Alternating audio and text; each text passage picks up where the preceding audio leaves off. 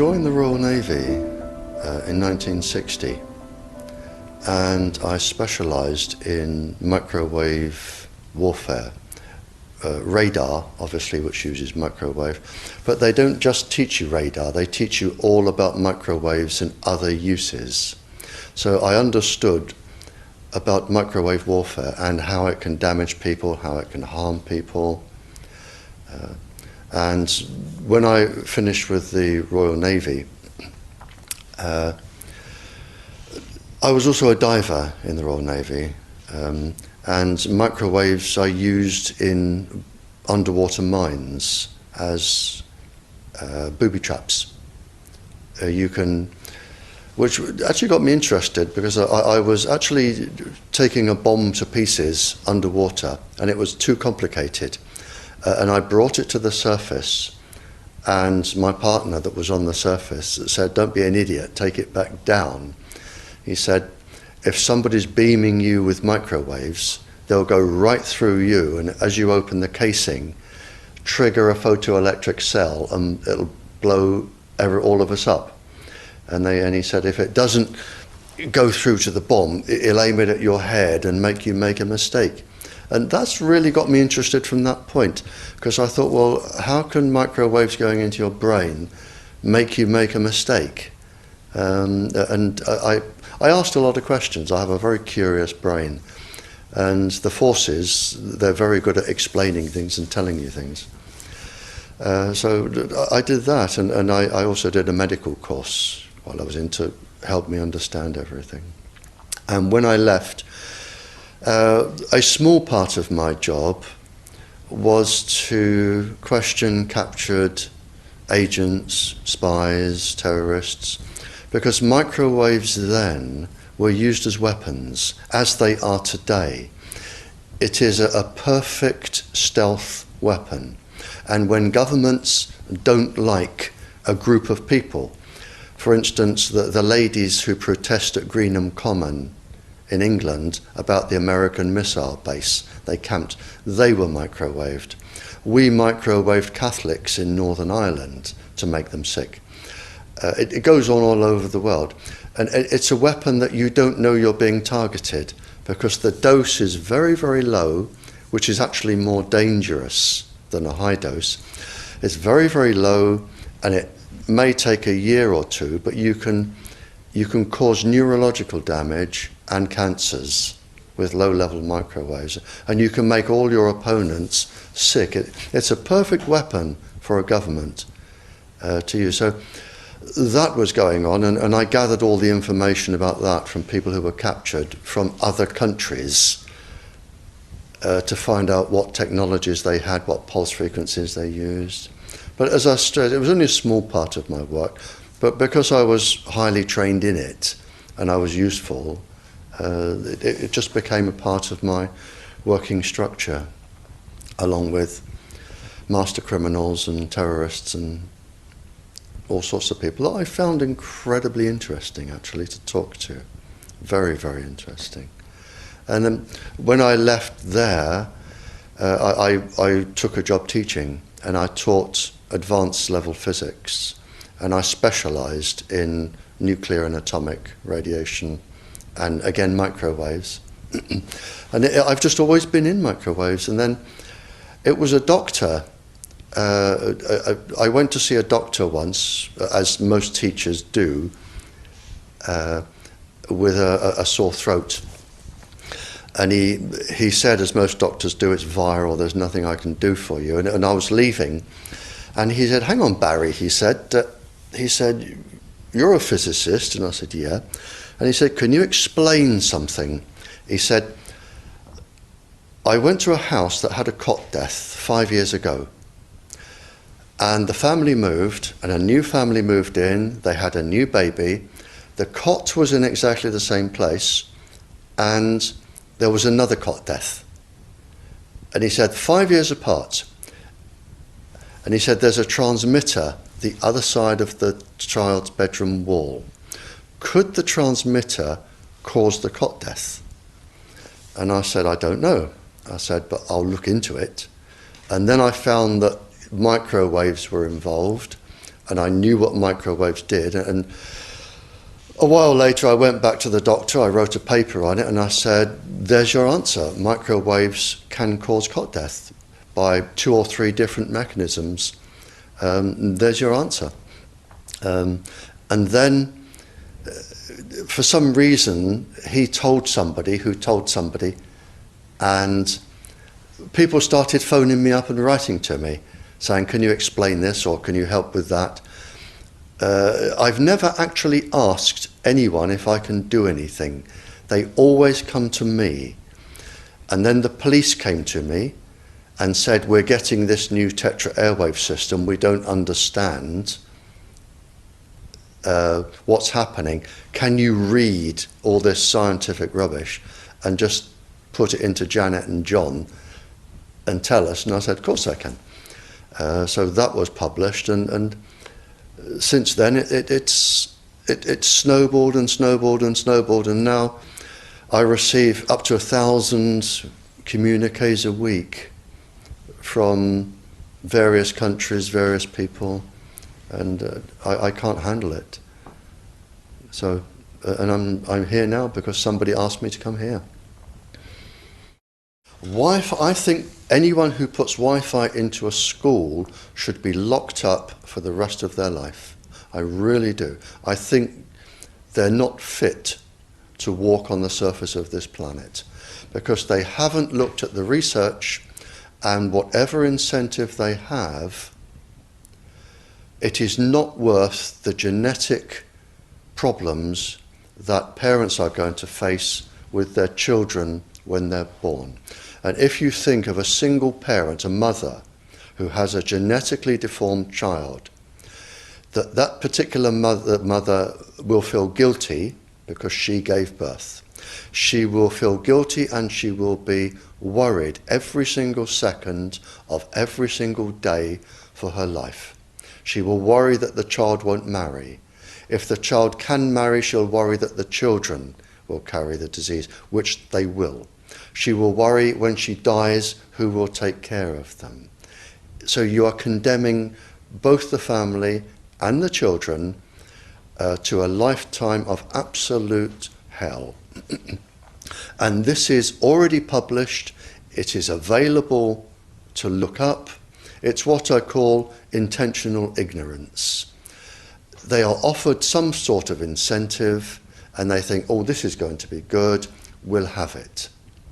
Now, the problem is, imagine you are a 15-year-old schoolgirl. All of the 400,000 eggs in your ovaries were with you at birth. They're not fully developed, but they're with you. They are 10 times more susceptible to radiation than all of the other DNA in the body. And scientists don't realize that.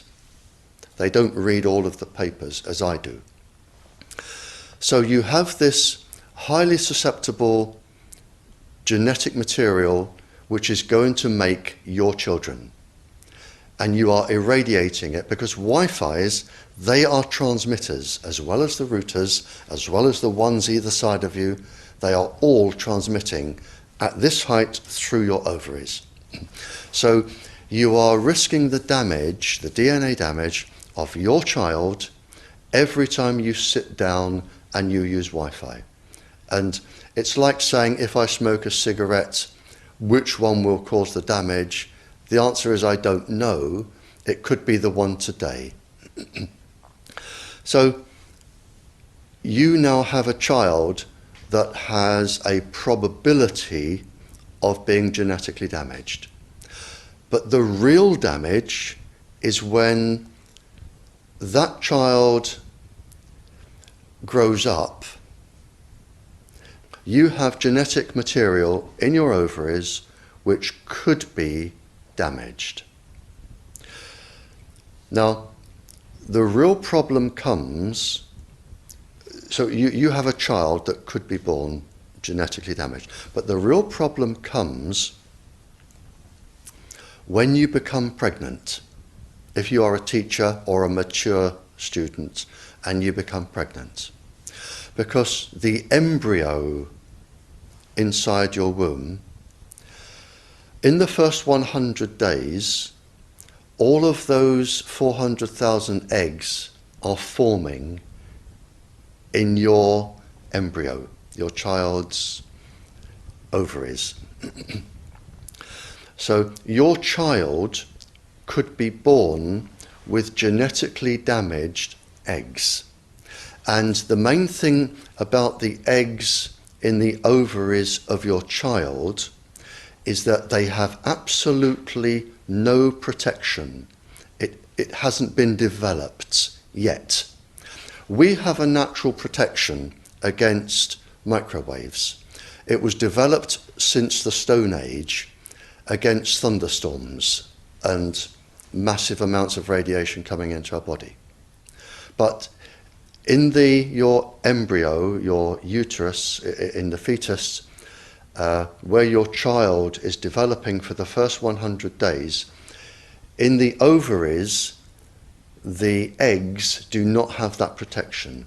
So they are at maximum risk from radiation. And for the first month or so, you wouldn't even know you were pregnant. You wouldn't even be taking precautions. That is the main danger area. So you give birth to a daughter, but her ovaries are now contaminated. She may be normal, she may be genetically damaged, but her ovaries are at the most risk. So when your daughter grows up and she becomes pregnant and has a baby, this is where one of these eggs will be fertilized and come out. So the real damage here is your grandchildren. That is where it is going to show most. And we already see this in animals that have reproductive cycles of a year or 2 years or 3 years.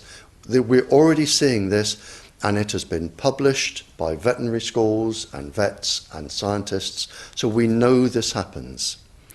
And it's also been documented in the Cold War, when women were deliberately microwaved. So we know it does happen. The documents are there. And what you're risking by putting Wi-Fi into schools is the future generations of all of these girls. But it gets worse, because this particular DNA, the mitochondrial DNA inside you, and the DNA inside you, the mitochondrial DNA, you can trace unchanged to your mother, her mother, her mother, right the way back to the beginning of the human race in Africa, the Stone Age. You can trace your ancestors, if you could, right back to the very first lady. It is unchanged, the mitochondria. And that is being unchanged in your children, which means if you damage it, your child could be genetically damaged, then her child, and her child, and her child, forever. You are condemning the future generations of every single child until there are no more lines left in the female in your family. You must stop. A female must stop producing children for this to stop. So when you put Wi-Fi in schools, what you're saying is, for the sake of a little bit of money that saves getting a workman in to drill holes through the walls to feed cable, because it's cheaper, we're just going to put Wi-Fi in, but you can have genetically damaged children for the rest of your family's career. That's what we're saying. So what we have here is an EMF detector, and what this does is measure magnetic, electric, and radio microwave frequencies. Essentially dangerous frequencies that are set off by electric devices that can cause sickness and disease, most especially like cancer. So we're going to measure a couple things in the kitchen. First thing we're going to measure is the microwave. So if we start the microwave, you can see here, just so you know how this works. At first, the magnetic is the most dangerous, so that's what we're going to check. So we set it to 0 to 3. when you get to 3, that's the red zone. That's considered the most dangerous. Anything that has magnetic range of past 3 is considered very dangerous. Once it gets to 3, you go to the top range, and that goes from 3 to 100. But right since 3, that's considered very dangerous. So all this is dangerous. Obviously, the more close to 100 or better is the more dangerous. So we're going to start the microwave, see what happens. Okay, so immediately goes right to 3. So let's go to 0 to 100 range, and it's still way past 100. So obviously, the closer, the worse it is. So as we come further back, we'll see how far it stays past 100. This is considered extremely dangerous. Still is. As long as it's past 3, it's dangerous. We're all the way past there. Now getting closer, let's see when it stops. It's at 100. We're about 4.5 feet away right now. Immediately back to 0. So that's how dangerous the microwave. So in addition to taking all the vitamins and nutrients and radiating your food, the microwave, just standing within about 4.5 to 5 feet of it, is dangerous for you because of all the magnetic rays that it has. Now let's go see some other things in the kitchen. So we're going to leave the range on 0 to 100 just to see. This is a refrigerator. So we have a new one and an old one. We're going to see what happens. So putting against it, it's right at the danger line. It's right at 3. The freezer gets a little bit worse. Now we have an old one here, and it goes way up. So you can see the older models have a lot more magnetic frequencies. Now what's the point of knowing this about your refrigerator? Well, I want to show you something in the back. So if you go to the back of your refrigerator and you look, what happens is it immediately goes all the way up past 100, just like the microwave. Now what's the importance of knowing this? Is where your refrigerator is located based on what's behind it is what's very important. So if we have this refrigerator right up against this wall, and our bedroom with our bed is right against the other side, then we're going to be having this magnetic frequency going right into our head while we're sleeping. Other things you want to avoid are, this is a standard Mac laptop computer. So we put this on top, and as you can see, we're still in the 0 to 100 range. It immediately goes way off the charts past 100. Now what does that mean to you? These are something that people keep on their laps. So we look here, going back. As soon as I get within a couple inches of it, it goes way off the chart. Now remember, 3 is what's dangerous. We're all the way up past 100 when I touch it. So what does that mean? You don't want to put a laptop on your lap. That's why Apple is no longer calling these laptops. They're calling them personal computers. Because when you put this on the lap, you're having it right on top of your reproductive organs. Really bad place to do that. They make a slab, a thin slab that you can put, if you really need to have this on your lap, to put it on your lap before you put the computer on, and it'll be helpful to you is because it stops all of the radiation. Here comes another big one. We're going to try a couple of cell phones.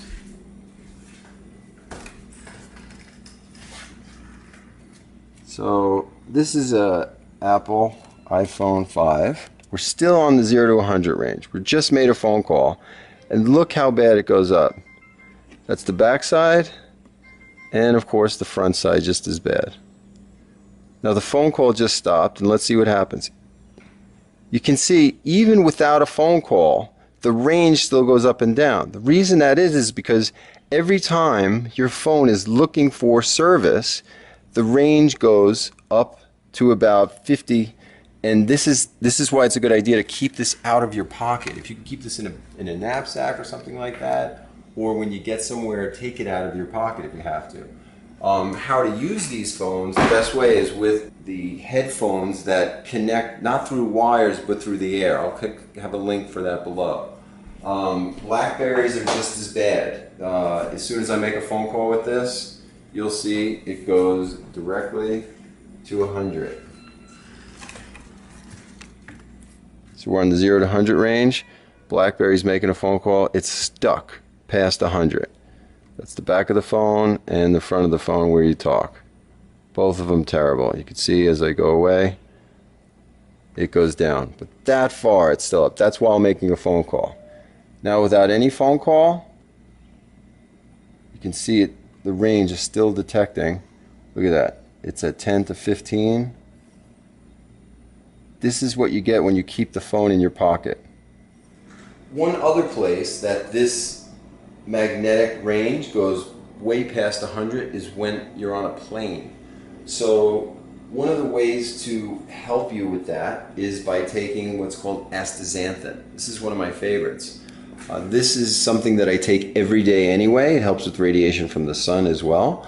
The normal dose Dr. Mercola recommends is 4 to 12 milligrams. So I take one a day, but when I'm going on a plane, I take 3 of them, which gives you 12 milligrams. There's a lot more protection, but I've tried this when I'm on a plane, and in the 0 to 100 range, it is immediately pinned and for the entire flight. And that's based on being closer to the sun while you're in a big giant metal box, essentially. There's so much radiation that comes there. And if you look, you can do a Google search. Unfortunately, the people that work in airlines, whether it be pilots or flight attendants, they have a lot of problems with skin cancer, and that's exactly why. So one of the things you can take if you have no choice but to fly, and especially during the day, is astaxanthin, like I suggest. And I never go, I always opt out of the big X-ray machine, not the standard X-ray machine I'll go through, but the one that is the more powerful one. I always opt out of that one. So I hope this is helpful to you, and you think about this throughout your day, ways to avoid getting sick or lowering your immunity or getting terrible diseases like cancer. And more on this kind of thing can be found at my website, theartofunity.com. Good luck.